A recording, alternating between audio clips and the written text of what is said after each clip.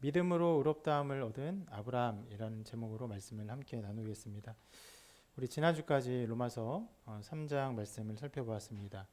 1장부터 시작된 바울의 진술은 3장 20절까지 특별히 인간의 어떤 절망, 인간의 불능 상태를 고발하죠. 율법 없는 자들이나 혹은 율법을 가지고 있는 유대인들이나 모두 죄 아래 있다. 이것을 3장 20절까지 쭉 고발합니다. 그리고 우리가 3장에서 본 것처럼 3장 21절에서 복음을 선포해요. 그러나 이제는 율법에 하나님의 한의가 나타났으니 율법과 선지의 증거를 받은 것이라. 그리고 곧 이어 22절도 선포하죠. 곧 예수 그리스도를 믿음으로 말미암아 모든 믿는 자에게 미치는 하나님의 은이 차별이 없느니라. 이 두 절이 어떻게 보면요, 복음의 아주 명료한 선포, 분명한 선포입니다. 여러분 할 수 있으면 여러분 이 21절, 22절 설교를 다시 한번, 두 번, 세 번 들어도 좋을 거예요. 그 내용과 그 뉘앙스와 의미와 이것들을요, 여러분 이해되고 또 어떻게 보면 외울 수 있을 때까지 듣는 것도 여러분 신앙에 큰 도움이 될 것입니다. 이제 중요한 말씀이에요. 그리고 26절까지 여러 가지 하나님의 의에 대한 것들을 선포한 이후에 제가 전에도 한번 말씀드렸는데 실은 곧장 5장으로 넘어가면요, 믿음으로 의롭다함을 받은 사람들의 이후의 복을 말합니다. 그래서 굉장히 자연스럽게 연결되는데 바울은 그렇게 하지 않고 세 가지 질문을 던지죠. 우리가 그걸 살펴보았어요. 3주 동안. 자랑할 데가 어디냐? 하나님은 다만 유대인의 하나님이시냐? 또 믿음으로 말미암아 율법을 파기하느냐? 이 세 가지를 쭉 다룹니다. 그것은 어떤 그 문장의 구조, 문장의 어떤 자연스러움을 넘어서서라도 이것들을 다뤄야 할 중요한 의미가 있기 때문에 이런 것들을 다룬 것인데, 그런데 제가 방금 말씀드린 것처럼 3장 21절부터 시작된 그리고 26절 정도에서 어떻게 보면 완결된 믿음으로 말미암아 의롭다함을 받는다라는 이 진술이 곧장 몇 장으로 이어지는 게 좋다고요? 5장이요.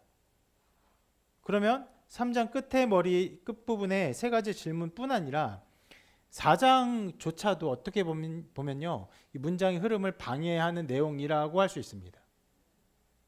근데 그렇게 말하는 것은요, 분명히 여기에도 4장에도 다루어야 할 중요한 내용들이 있기 때문에 일부러 그런 어떤 문장의 흐름과 논리의 흐름을 좀 방해하고라도 이야기하는 것입니다.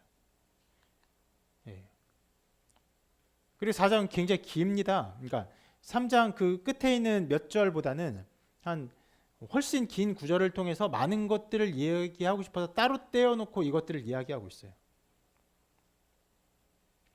그만큼 중요한 내용을 다루는 것이죠.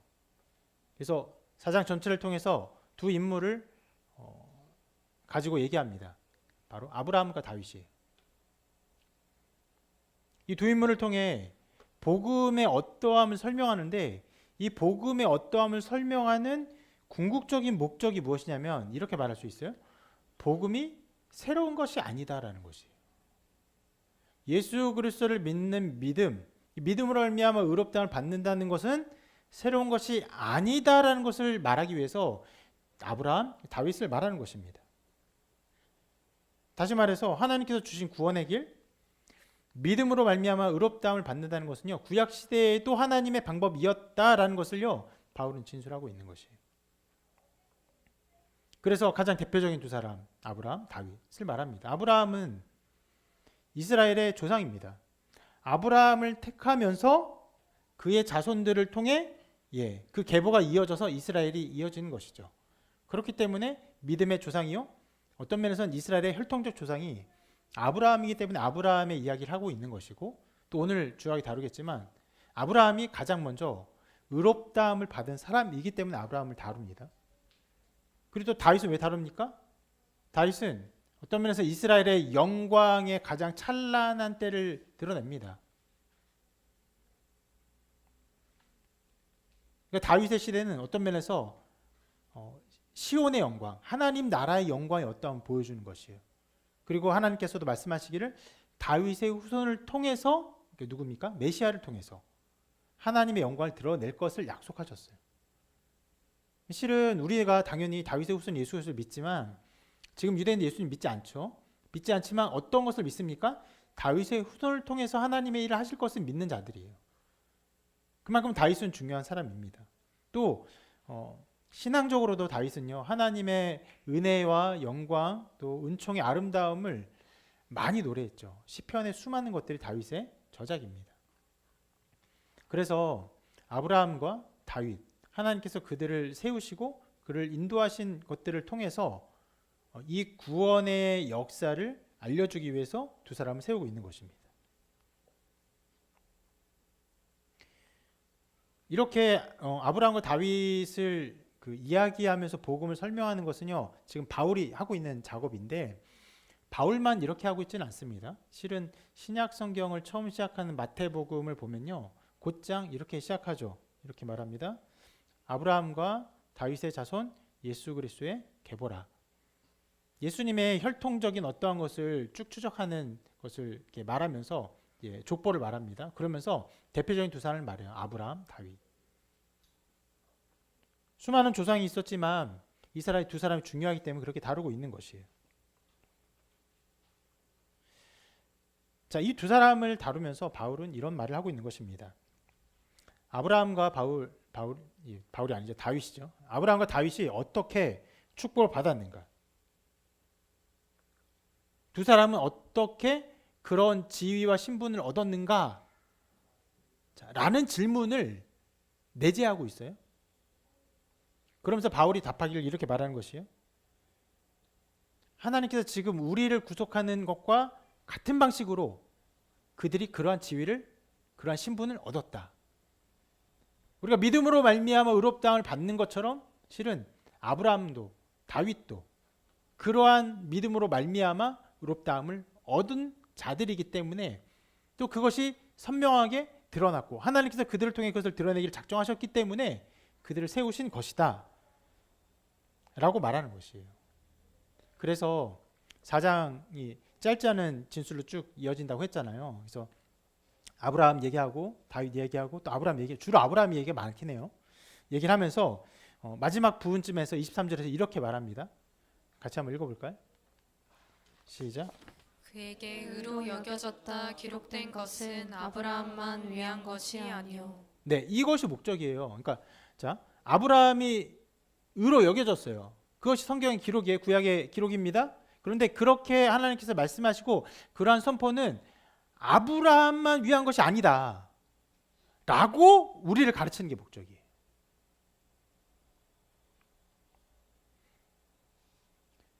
그것을 여러분 지금의 입장에서 말하면 도리어 거꾸로 말할 수 있습니다. 이렇게 말할 수 있어요.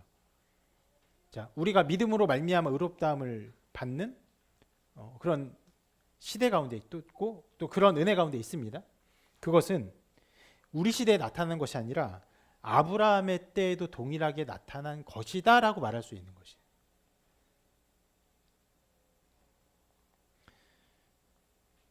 여러분 이것은 매우 중요한 문제입니다. 좀 한 가지 좀 예를 좀 들면서 이야기해 보고 싶은데 여러분 일반 역사를 중요하게 여기는 이유가 무엇입니까? 그 옛날의 지식을 알고 있어서 그 지식을 자랑하는 용도로 쓰는 겁니까? 아니죠. 그래서 역사가 중요한 것이 아니죠. 인간사가 굉장히 복잡합니다. 그리고 인간의 역사를 앞으로 예측하는 것은 훨씬 더 어려운 일이에요. 그런데 지난 역사를 알면은 지난 역사를 통해서 인간이 왜 그런 행동을 했는지, 왜 그런 사건이 벌어졌는지, 인간은 어떤 선택을 하는 존재인지를 이해할 수가 있죠. 그리고 그러는 것들을 통해서 어떻게 할 수 있습니까? 우리의 삶의 어떠한 것들을 해석하고 또 어느 정도 준비할 수 있기 때문에 역사를 배우는 것입니다.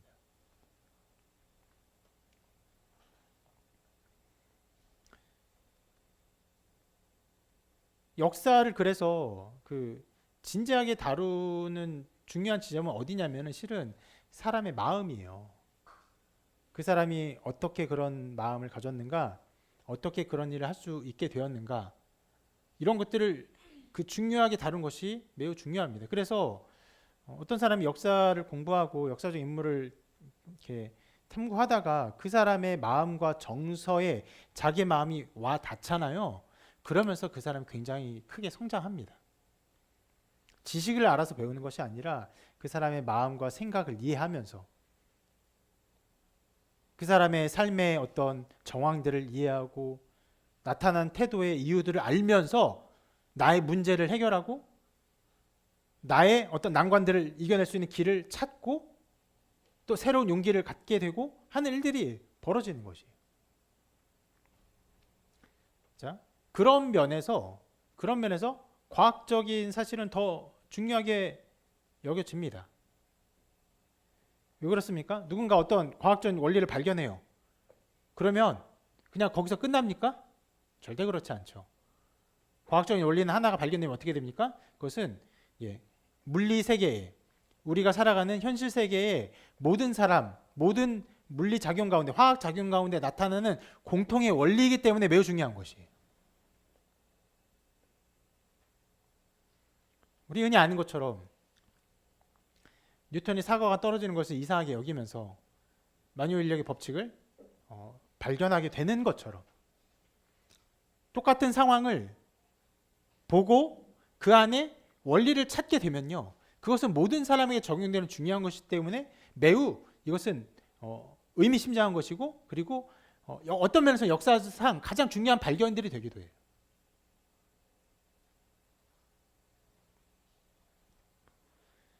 여러분, 자, 역사적인 사실을 아는 것도 그렇게 중요하고 과학적인 어떤 사실을 알고 발견하는 것도 그렇게 중요한데, 그런 면에서 여러분, 하나님의 구원하시는 방식은 더욱 그렇습니다.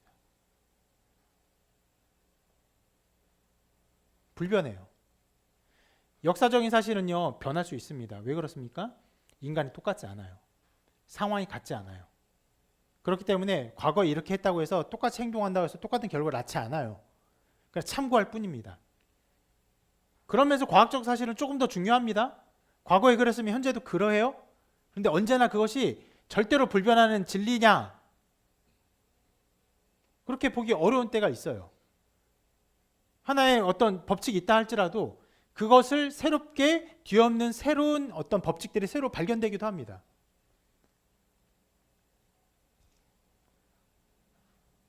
그러나 하나님이 일하시는 면에서는요, 하나님은요, 동일하게 역사하세요.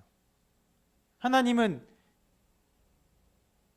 사람이 아니시고, 하나님은 자연계 아래에 갇혀 계신 존재도 아니시며, 하나님은 모든 것 위에 계신 분으로서 동일하게 역사하시며 운행하시기 때문에 하나님의 구원하시는 방식은요, 동일한 것이에요. 그런 면에서 여러분, 구원 역사를 예전에 있었던 일부터 아는 것은요, 지금 우리의 신앙이 건강한 것인지 온전한 것인지를 알게 되는 방편이 됩니다. 중요한 방편이 돼요. 특히 여러분, 신앙이 어떤 일입니까? 마음의 일이에요. 어떤 우리의 의지의 일입니다. 우리의 영의 일이에요.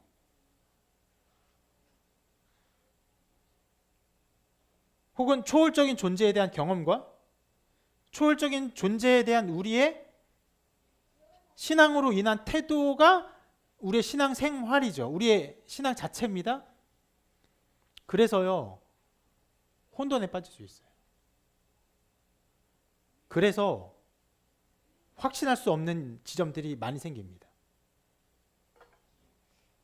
그래서 자주 벌어지는 일이 있는데,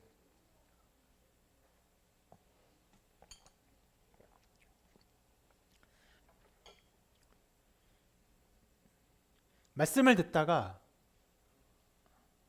자기의 신앙이 옳지 않다라고 판단되는 어떤 지점을 만나게 될 때가 있어요. 말을 들으면서, 설교 말씀을 들으면서.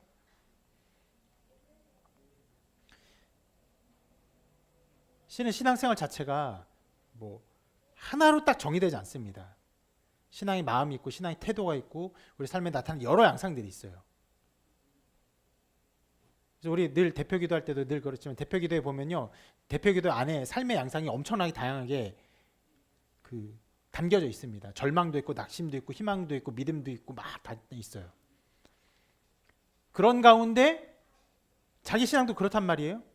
어지러움과 복잡함과 어떤 면에서 불신앙처럼 보이는 것, 그러면 신앙처럼 보이는 것, 다양한 양상들이 섞여 있습니다. 그러다가 자기의 신앙이 옳지 않은 신앙이다라는 것을 판별하는 것 같은 어떤 말을 듣잖아요. 굉장히 어려워져, 마음이 어려워져요.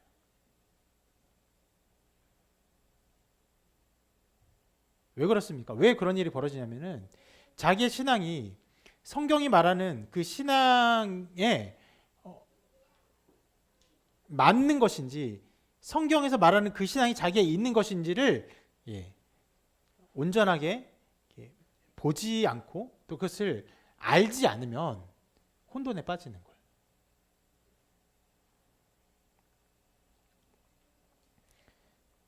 그렇기에 여러분, 이 구원 역사를 통해서 오랜 역사입니다. 오랜 역사를 통해서 하나님이 어떻게 일하셨는지를 아는 것은요, 우리의 믿음을 견고하게 해주는 일이 됩니다.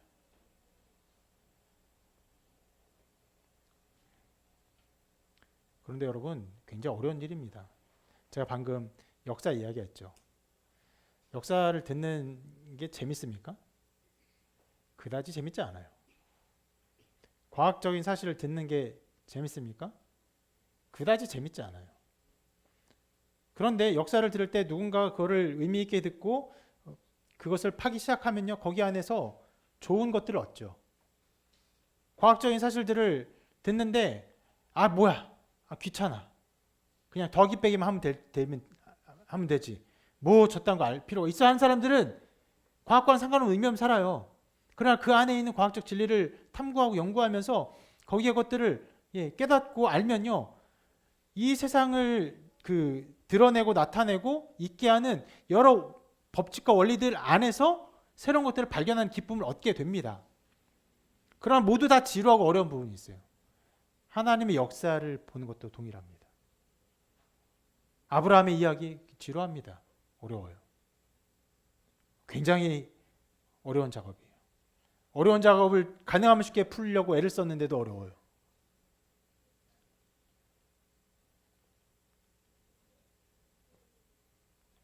그리고 우리와는 굉장히 거리가 먼 것처럼 이야기가 들릴 수 있습니다.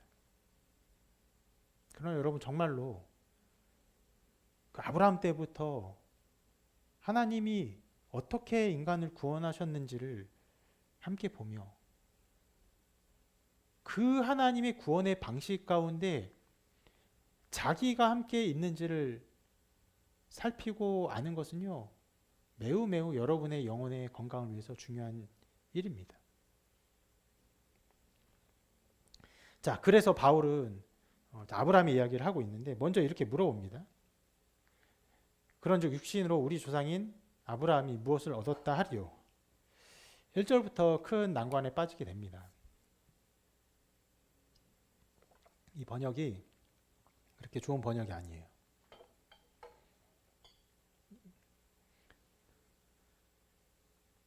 이 말의 번역을 그대로 따라서 해석하면요, 유대인들에게 말하는 것 같아요.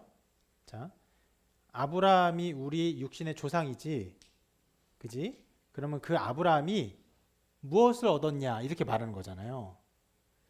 그런데 이 의미를 조금 더 이 의미를 잘 드러내는 해석으로 번역하면 이렇게 할 수 있어요. 우리 조상된 아브라함이 육신에 관하여 또는 육신에 따라서 무엇을 얻었느냐라고 말하는 것이.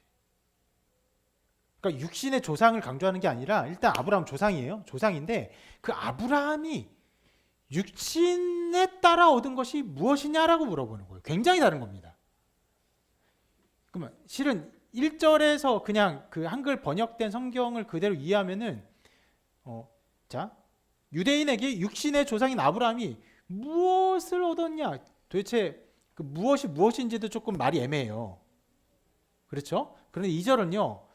육신의 조상을 말하는 게 아니라 그냥 조상이 아니고 우리 믿음의 조상이라고 말할 수 있죠. 아브라함이 육신에 관하여. 육신에 관하여? 그럼 육신을 통한 어떤 것을 얻은 무엇을 말하는 것인가라고 보는 것이죠. 자, 그럼 여기서 육신이라는 것이 무엇을 의미하는지 성경적 용어를 볼 필요가 있습니다.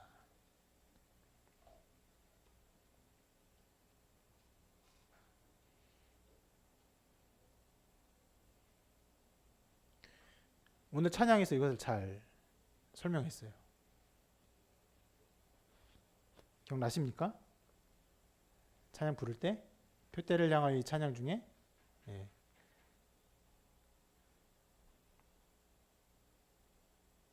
육체를 신뢰하지 않고 바로 그 내용이에요.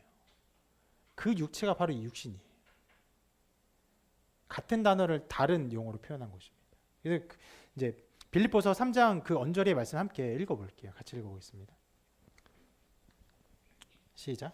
그러나 나도 육체를 신뢰할 만하며 만일 누구든지 다른 이가 육체를 신뢰할 것이 있는 줄로 생각하면 나는 더욱 그러하니 나는 8일 만에 할례를 받고 이스라엘 족속이요 베냐민 지파요 히브리인 중에 히브리인이요 율법으로는 바리새인이요 열심으로는 교회를 박해하고 율법의 의로는 흠이 없는 자라. 자, 여기서 육체라고 번역된 것이 아까 바울이 말한 그 육신입니다.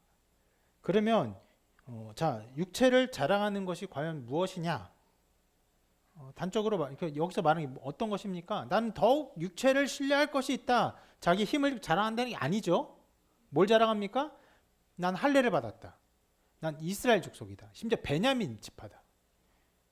난 히브리인 중에 히브리인이라고 말할 수 있다. 나는 바리새인처럼 율법을 철저히 지킨다. 또 열심으로는 교회를 박해하는 자였다. 율법을 지키는 의로는 나는 흠이 없이 다 지켰다. 라고 말하는 모든 것이 육체를 신뢰하는 것이에요. 그래서 이것을요, 다르게 말하면요, 바로 여기서 육체를 신뢰한다는 것은요, 구원 문제에 있어서 의지하기 쉬운 것을 말하는 것입니다. 유대인들이 무엇을 의지합니까? 자기 할례, 율법 지킴. 하나님을 향해서 얼마나 열심히 있는가. 바울이 말한 것들이 다 그런 것들이에요. 바로 그러한 질문을 아브라함에게 하고 있는 것이에요. 우리 조상인 아브라함이 육체에 있어서 무엇을 얻었냐? 그 육체에 있어서 그 자랑한 것을 통해서 구원을 받을 만한 어떤 것들을 의지하고 붙드는 것을 통해서 무엇을 얻은 것이 있느냐라고 물어보는 것입니다. 그러니까 그 2절의 답이 곧바로 이렇게 나와요. 만일 아브라함이 행위로서 의롭다는 것을 받았으면 자랑할 것이 있으려니 하나님 앞에서는 없느니라. 그러니까 행위로 자랑할 것들, 무언가 지키고 무언가 할 만한 것들을 아브라함이 행해서 혹은 그런 면에서 하나님 앞에 자랑하고 그래서 얻은 것이 있느냐? 없다라고 말하는 것입니다. 이 2절도요, 실은 굉장히 1절도 어렵고요, 2절도 굉장히 해석이 어려워서요, 실은 2절을 좀 쉽게 번역한 것이 현대인 성경이 좀 의미를 그래도 좀 더 잘 이해할 수 있도록 번역을 해놨어요. 이렇게 써놨는데 한번 같이 읽어볼까요? 시작. 만일 아브라함이 행위로 의롭다는 인정을 받았다면 자랑할 것이 있었을 것입니다. 그러나 사실 그에게는 하나님 앞에서 자랑할 것이 아무것도 없었습니다. 자, 이 모든 것은요, 아브라함이 의롭다함을 받았던 때에 대해서 말하는 것입니다. 그가 뭔가를 잘해서, 뭔가 행동을 잘해서 의롭다함을 받았다면, 그가 자랑할 무언가가 있었을 거예요. 나는 이렇게 했습니다. 나는 하나님 앞에 이렇게 했습니다라고 말할 수 있었을 거예요. 그러나 실상 그때에 그가 의롭다함을 받을 때 그에게는 자랑할 것이 아무것도 없었다라고 말하는 것이에요.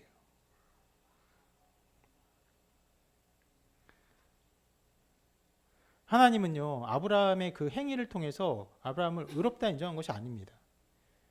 결론은 3절에 나옵니다. 이렇게 말해요. 성경이 무엇을 말하느냐? 아브라함이 하나님을 믿음에 그것이 그에게 의로 여겨진 바 되었느니라. 행위가 아니에요. 그가 어떤 것을 잘한 것이 없습니다.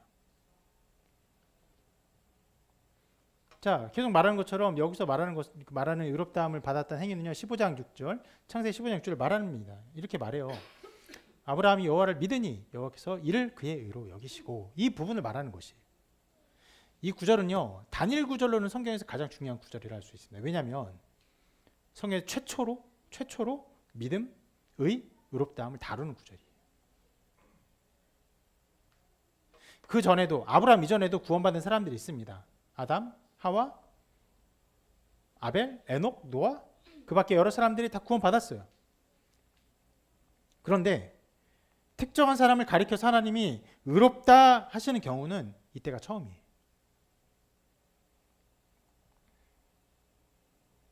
그래서 매우 중요한 구절인데, 바울은요, 이 구절을 말하면서 아브라함이 의롭다함을 그 받은 때에 그가 어떤 행위로 말미암아 의롭다함을 받은 것은 없다라고 말하고 있습니다.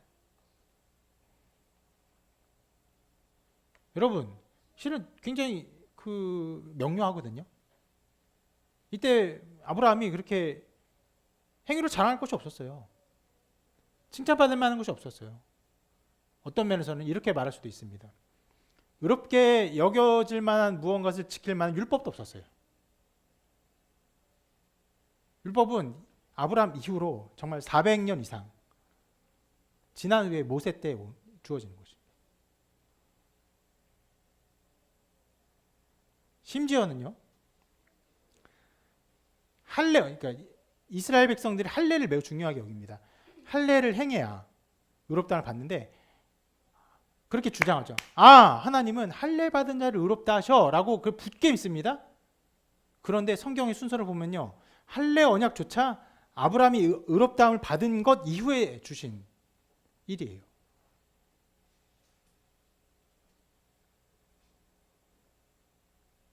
그러니까 어떤 면에서는요, 아브라함이 할례를 해라, 할례를 행했어요.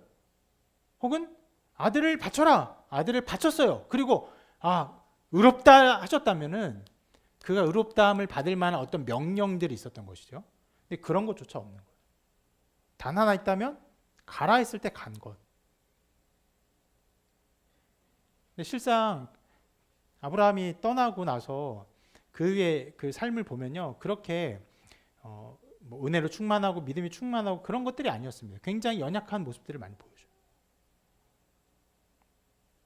굉장히 명료하게 그러니까 율법을 지킴으로 의롭다함을 받은 것이 아니거든요. 그런데 이에 대해서 유대인들은 어떻게 이것을 생각했느냐, 이 구절을 어떻게 받아들였느냐, 유대인들은 이렇게 해석합니다. 아브라함이 선하고 경건한 사람이고 순종하기를 기뻐했고 하나님이 명하신 것을 행하기를 기뻐했다 라고 보는 것이에요. 하나님이 그를 의롭다라고 여기시는 것은요, 아브라함의 하나님의 뜻을 기뻐하고 순종하기를 즐거워했기 때문에 의롭다함을 준 것이에요. 시장이 굉장히 오묘한데, 이러한 오묘함 속에서 무엇이 탄생하냐면 일종의 행위 구원이 탄생하는 거예요. 그래서 즐거워하고 기뻐해서 어떻게 결국 그것을 순종했다는 것이. 그래서 유대교회에서는요, 당시 유대교회에서는 아브라함을 모세 율법에 충실한 사람으로 종종 인용을 합니다.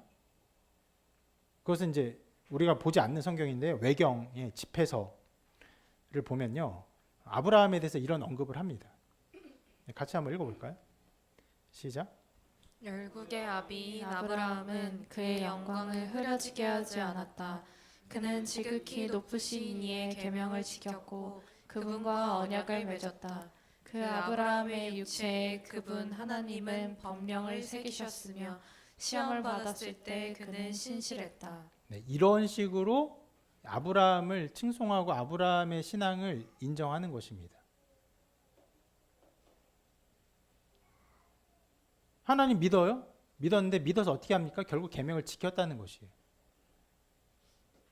하나님의 법령을 아브라함 육체에 하나님 새기셨어요. 그리고 시험 받을 때 신실했어요. 결국 모든 면에서 어떠한 것들을 지켰다라는 것들을 드러내는 것입니다.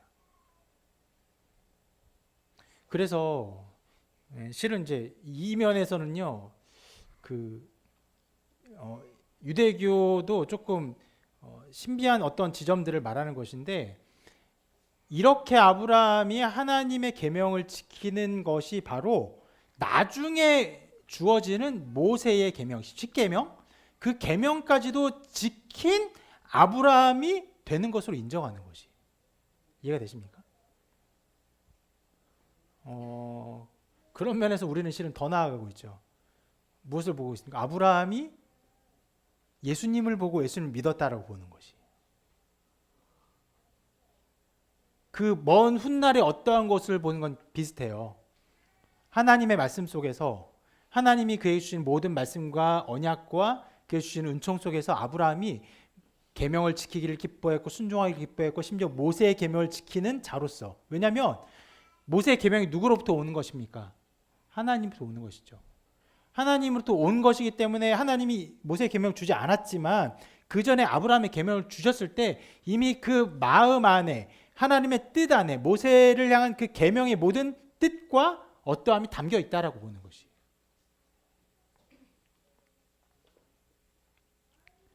또 다른 이제 외경을 한번 볼 텐데,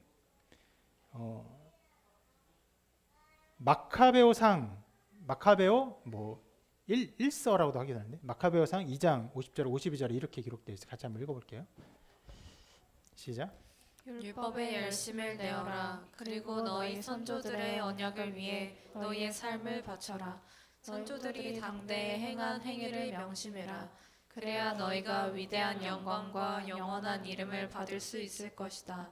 아브라함이 시험을 받았을 때 그의 신실함이 드러나 이것이 그에게 의로 여기신 바 되지 않았느냐.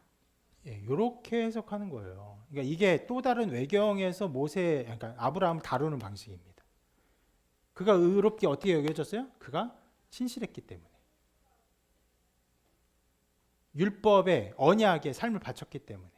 그의 행위로서 그것들을 증거했기 때문에 그들이 그렇게 인정받은 거예요. 너희들도 그렇게 율법에 헌신해라 라고 말하는 것입니다. 여러분, 이렇게 해석하는 거 유대인들은.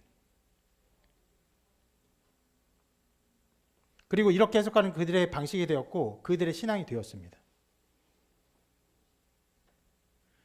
어떤 면에서는 여러모로 많은 것들이 비슷해요. 하나님 믿어요? 아브라함 믿어요? 하나님이 그를 의롭게 여기신 것도 믿어요? 심지어는 하나님이 아브라함을 통해서 그 후대에 있을 어떠한 것들을 바라보고 그것 가운데 그가 신실했음도 믿어요. 근데 그들은 무엇을 말합니까? 아까 말한 것처럼 모세의 율법에 신실했다. 율법을 지켰다. 계명을 지켰다. 라고 말하는 것이. 당연히 우리는 이런 외경들을 인정하지 않습니다. 외경들은 이러한 면에서 그 신앙의 견고함들을 실은 흐트러뜨리고 잘못 가르칠 수 있는 여지들이 많은 것이에요. 외경은 보통 어디서 인정합니까? 가톨릭에서 인정하죠. 이런 면에서 이런 것들을 자꾸 인용하면서 카톨릭 가르침이 가르쳐지기 때문에 카톨릭이 어떤 구원을 가르칩니까? 일종의 행위 언약의 구원을 가르치는 거예요. 믿고 어떻게 해야 돼요? 선하게 해야 돼요. 선한 삶을 살아야 돼요. 비슷하지만 굉장한 차이가 있는 것입니다. 바울은 선명하게 말해요. 아주 명료하게 선포하죠. 실은 그다지 많은 말도 하지 않아요. 뭐라고 말합니까? 이렇게 말해요. 성경이 무엇을 말하느냐? 아브라함은 하나님 믿음에 그것이 그에게 의로 여겨진 바 되었느니라. 이런 면에서 이견이 있을 수 없고, 이런 면에서 여러 신학과 말과 또 많은 외경들을 가지고 잘못된 신학을 드러내면서 믿음으로 말미암아 구원받는 바울의 이 신앙을요, 어떤 면에서는 그 행위 구원으로 선한 행위로 박구원의 카톨릭과 전쟁을 한 것이죠. 너희들이 성경을 바로 해석했느냐? 그렇지 않다라고 말하는 것이. 물론 바울이 지금 말하는 것은 아니고 나중에 종교개혁자들이 이렇게 말하는 것이죠.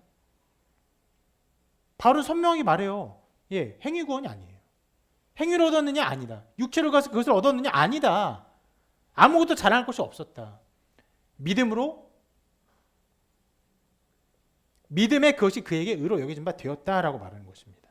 그런데 여기서 여러분 우리가 이것을 그 유대인의 잘못된 해석을 보면서 아브라함의 의롭다함 받은 어떠한 지점을 살펴보고 있거든요.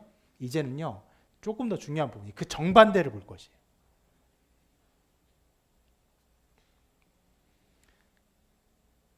그 반대의 잘못된 해석도 있는데 이것은요 굉장히 우리와 가깝습니다.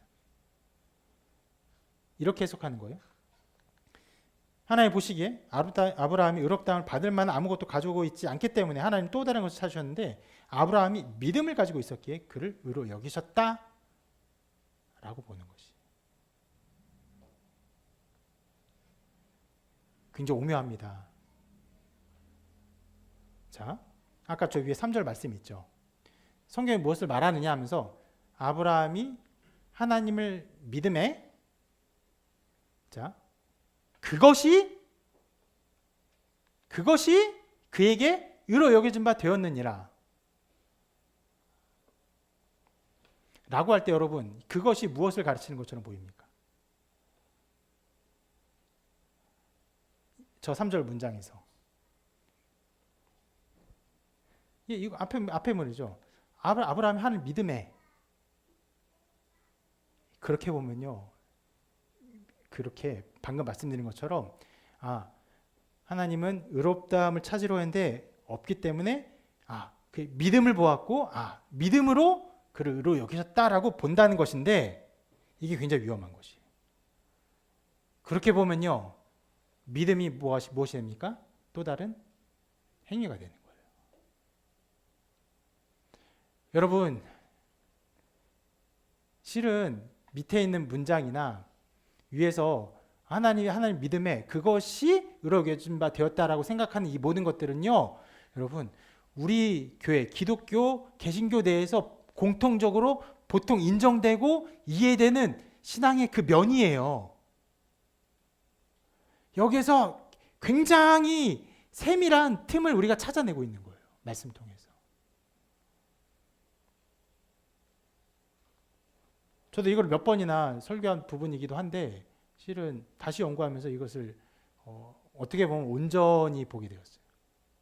실상 저기 문장의 구성상 어떤 문법상 그것이라는 단어가 그 앞에 아브라함이 하나님 믿음을 받을 수가 없습니다. 이거는 여러분 문법적인 거라 제가 설명을 드리지 않을게요.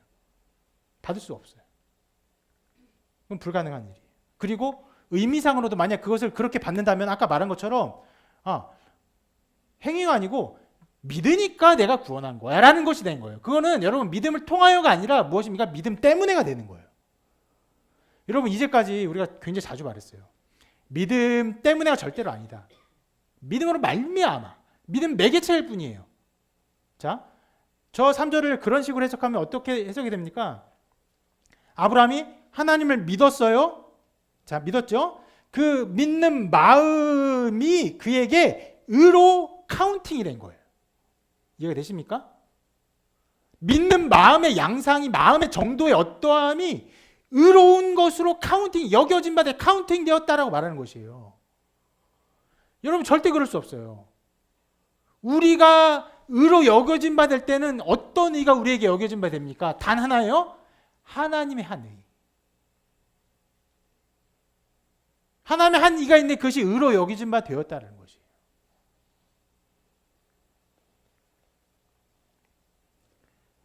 자, 그런 면에서 3절에 말하는 아브라함이 하나님을 믿음에 그것이 그에게 의로 여겨진 바 되었느니라가 무엇을 의미합니까? 이것은 창세기, 이 말씀이 주어진 창세기를 다시 한번 보아야 돼요. 15장인데 다시 한번 읽어볼게요. 한번 읽어보겠습니다. 시작. 이후에 여호와의 말씀이 환상 중에 아브라함에게 임하여 이르시되 아브라함아 두려워하지 말라. 나는 내 방패요 너의 지극히 큰 상급이니라. 아브라함이 이르되 주 여호와여 무엇을 내게 주시려 하나이까. 나는 자식이 없사오니 나의 상속자는 이 다메섹 사람 엘리에셀이니라. 자, 이것이 그 말씀이 주어지는 상황 계속 볼 건데 이 상황 속에서 하나님 말씀하셨고 하나님의 말씀을 믿었던 것입니다. 이 상황을 아예 제쳐두고 그냥 아브라함이 하나님 믿으면 그냥 믿었으니까 그 믿음으로 이렇게 하면 이상한 게 되는 거예요. 그러니까 아까 말한 것처럼 정말 믿을 수 없었는데 혹은 그냥 행위가 없는데 믿었으니까 그것이 그에게 하나의 거룩함의 어떤 표상이 되는 거예요. 그렇지 않습니다. 자, 이 상황이 무엇을 말합니까? 환상이 임했어요. 환상 중에 아브라함에게 말씀이 임했습니다. 뭐라고 말씀합니까? 아브라함아, 두려워하지 말라. 나는 내 방패요 너의 지극히 큰 상급이니라. 하나님 말씀하세요. 내가 너를 보호해 준다. 그리고 내가 너의 상급이다. 실은 놀라운 말씀입니다. 내가 너에게 상을 줄 거야가 아니라 하나님이 내가 너의 상급이야. 하나님 있죠, 여러분. 애인이 가끔 이렇게 포장하고 내가 네 선물이야 이런 거 있죠. 그런 말 같은 거예요. 내가 너의 상급이야.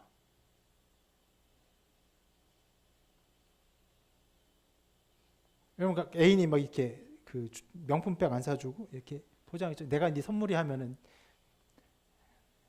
화내죠. 여기도 좀 비슷해요. 아브라함이 말합니다. 주 여호와여, 무엇을 내게 주시라나이까? 너 도대체 뭘 주고 있는 거냐 나한테? 이런 거예요 지금. 하면서 말합니다. 나는 자식이 없습니다. 나의 상속자는 이 다멕 사람 엘리에셀입니다. 그러니까 자기가 아들을 낳지 못했어요.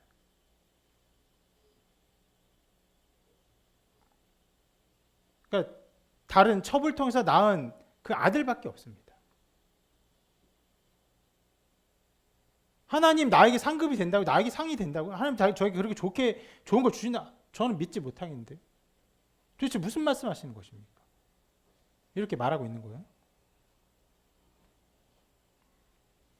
그리고 계속 말하기를 제가 읽을게요. 아브라함 또 이르되 주께서 내게 씨를 주지 아니하셨으니 내 집에서 길린 자가 내 상속자가 될 것이니이다. 하나님 나한테 자식을 안 줬잖아요. 그러니까 그냥 이 엘리에셀이 내 상속자가 될 거예요. 하나님 또 말씀하십니다. 그 사람이 내 상속자가 아니라 내 몸에서 날 자가 내 상속자가 될 것이다. 그리고 이제 그를 이끌고 나갑니다. 하늘을 우러러 무뼈를 셀 수 있나 보라라고 해요. 하늘에 꽉 찬 그 고대 시대에 은하수처럼 꽉 찬 하늘의 별을 보고 내 자손이 이와 같으리라 이렇게 말씀하세요. 그러니까 아브라함이 여호와를 믿어요.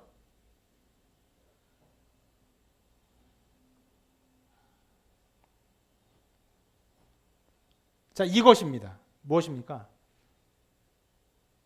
지금 아브라함은요, 나이가 85세여서 아이를 낳을 수 없는 상태, 불가능한 상태, 소망이 없는 상태. 소망이 없는데 데려가서 무별처럼 자손이 될 것이야 라고 하면서 무엇을 말한 것이냐면 자손을 통한 어떤 하나님의 놀라운 일과 놀라운 역사가 나타날 것이야 라고 언약을 주시는 거예요.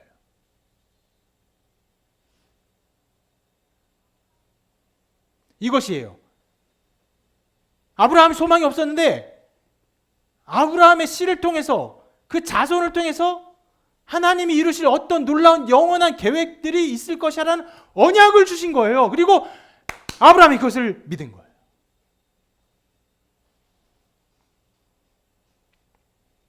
이 약속은 이때에는 나중보다는 조금 덜 선명합니다.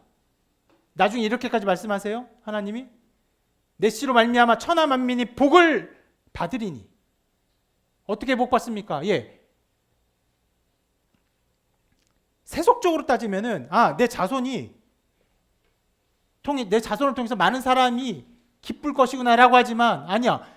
신앙적으로 보면 자손을 통해서 하나님의 은혜와 은총이 만민 중에 퍼져나가고 선포한 거예요. 그러니까 바로 예수 그리스도의 때를 말한 것이에요. 그리고 그것을 바라보고 하나님께서 아브라함의 자손을 통해서 누군가를 통해서 하나님의 놀라운 일이 일어날 것이고 그것이 만민 가운데 복을 내리실 것이라는 하나님의 마음과 뜻과 계획과 언약을 주셨고 그것을 바라보고 믿었던 것입니다.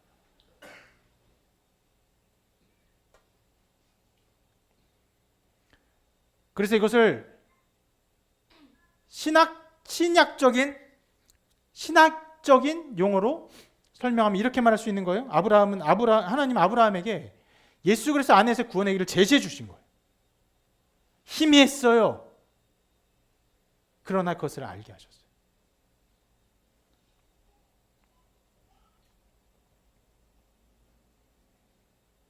점차적으로 드러내셨습니다. 심지어 나중에 어떻게까지 드러내셨습니까? 아들 이삭을 바치게 함으로. 실은요, 이삭을 바치게 하는 것은 굉장히 이상한 일이에요. 나중에 그렇지만 하나님이 가장 미워하는 것이 무엇입니까? 인신제사예요. 인신제사자들은요 반드시 죽이라고 하세요. 반드시 멸망당할잖아요. 근데 왜 하나님은 아브라함의 이삭을 바칠 것을 요구하십니까? 왜 그러세요? 네, 단 하나의 독생자를 통해서 구원하시는 것, 그의 무엇을 통해? 죽음을 통해서. 근데 실상 그 죽음이 이삭을 통한 죽음이 아니죠. 하나님께서 예비하신 또 다른 존재를 통한 죽음을 통해 하나님의 구원의 계획이 이루어질 것을 모형적으로 알게 하신 것이고, 그리고 이 사건 안에서 아브라함에게 어떤 것을 알게 하십니까? 하나님의 구원을 바라고 즐거워하지만 아들을 죽이는 고통과 아픔을 함께 경험하게 하는 거예요. 그러니까 성부 하나님의 마음과 성자 예수 그리스도의 마음에 이 모든 것들이 그 안에 담겨 있었는데 아브라함에게 여기서 경험케 하신 거예요. 자손을 통해 주신 언약과 이삭을 통한 사건, 이 모든 것들을 통해서 하나님은 아브라함에게 언약을 주신 것입니다. 그리스도를 보여주신 거예요. 하나님 그렇게 아브라함에게 언약을 주셨고 그의 씨로 인해 주실 복과 은혜를 약속해 주셨습니다. 그것을 믿은 것이에요.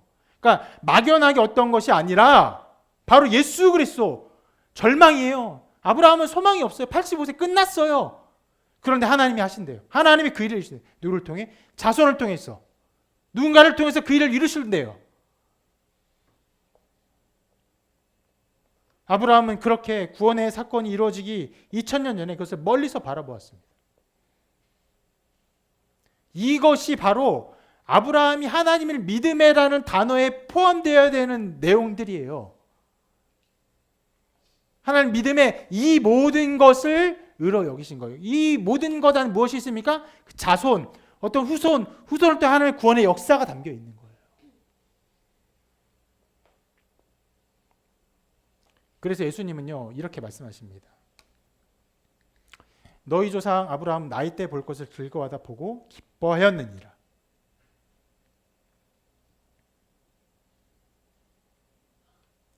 분명히 말해요. 예수님께서 아브라함의 그런 모든 신앙에는요 나를 보고 즐거워하는 것이다.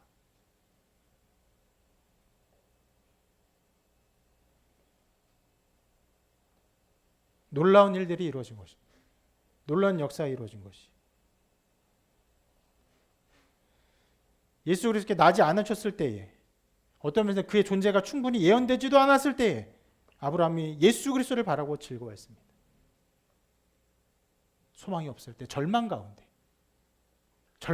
하나님의 구원의 역사를 바라본 것이에요. 여러분, 지금도 하나님은 그러한 믿음을 그의 백성에게 허락하십니다. 먼저 우리 모두에게 무엇을 깨닫게 하십니까? 우리에게 아무것도 자랑할 것이 없음을 알게 하세요. 더 나아가서 어떻게 말할 수 있습니까? 우리가 절망하게 하세요. 소망이 없음을 알게 하세요.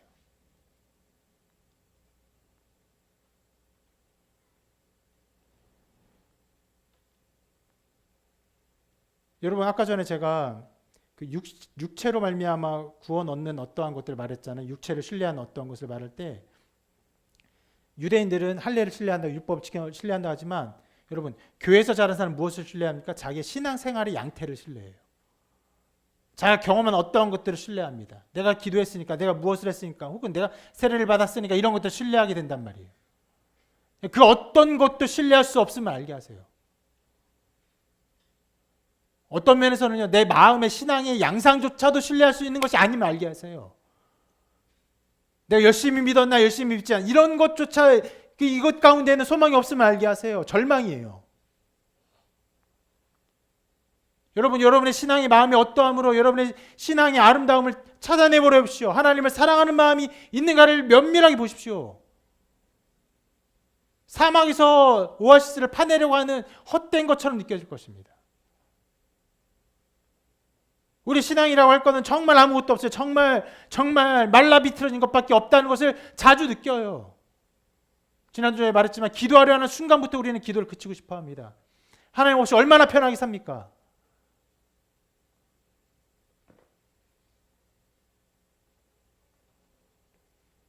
여러분, 그런 모든 것을 통해서 우리는 절망해야 돼요. 우리로서 소망이 없으면 알게 해야 돼요. 알아야 돼요. 우리의 소망은 무엇입니까? 예수 그리스도의 죽으심과 부활밖에 없는 거예요. 이 구원 방법만이 우리가 의지할 것임을 알게 하는 거예요. 우리의 신앙이 어떠함이 아닙니다. 아브라함이 그것을 믿음의 그 믿음을 의로 여기셨다고 생각하면요, 우리도 하나님 믿음의 그 믿음의 양상이 의로 여기져서 열심히 믿어야 된다는 그런 결과가 되는 것이 그렇지 않습니다.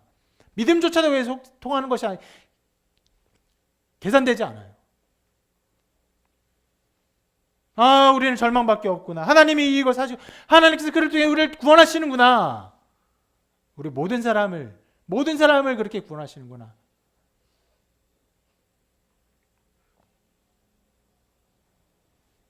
여러분, 혹 여러분 신앙 가운데 의심과 의혹과 좌절과 혹은 절망을 느낍니까? 여러분, 좋은 일이에요. 여러분, 신앙이 어떠함에 어떤 소망과 기쁨을 누려서 안 되는 것이에요. 거기엔 소망이 없어요. 우리 마음의 양태에 어떠한 소망을 두어서는 절대로 안 됩니다. 소망의 근원은 무엇입니까? 예수 그리스도의 죽음과 부활이에요. 오직 그것만입니다. 둘이 안 될 것 같은데 나는 정말 이런 상태로 안 될 것. 예, 맞아요. 그렇게 느끼는 게 맞아요.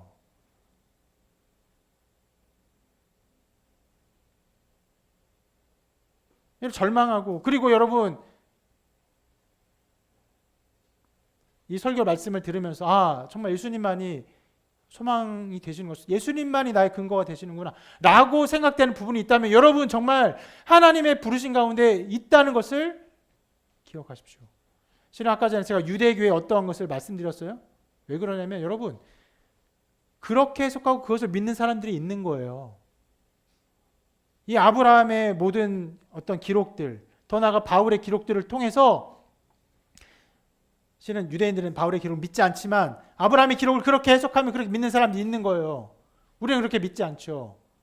바울의 그 말을 믿어요. 바울의 그 선포를 믿습니다. 실은 가톨릭도 그래서 잘못 믿죠. 외경을 통해서 선행을 강조합니다. 우리는 그것 믿지 않습니다. 오직 예수 그리스도를 믿는 믿음만이, 그로 말미암아 우리가 구원 얻음만이 우리 구원의 소망임을 바라봅니다. 그래서 절망이 있어요? 낭망이 있어요? 나로서는 아무 소망이 없는 것 같아요. 예, 맞아요. 아브라함이 느꼈던 것과 동일한 것이에요. 하나님 말씀하세요? 하나님 말씀 들어요? 맞아요. 하나님 말씀 동일하게 우리가 듣습니다. 하나님 말씀하시기 모든 것에 하나님 구원의 역사 있다는 것을 믿습니까? 예, 맞아요. 동일하게 믿는 믿음 가운데 그 믿음을 통해서 우리가 구원을 받는 것이에요.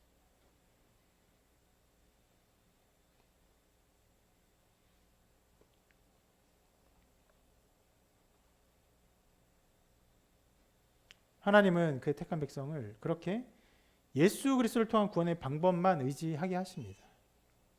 그리고 예전이나 지금이나 구원받은 백성들은요, 그렇게 동일하게 이렇게 말할 수 있어요. 오직 예수 그리스도만을 바라보며 기뻐합니다. 다른 어떤 것도 아니고 오직 예수 그리스도만.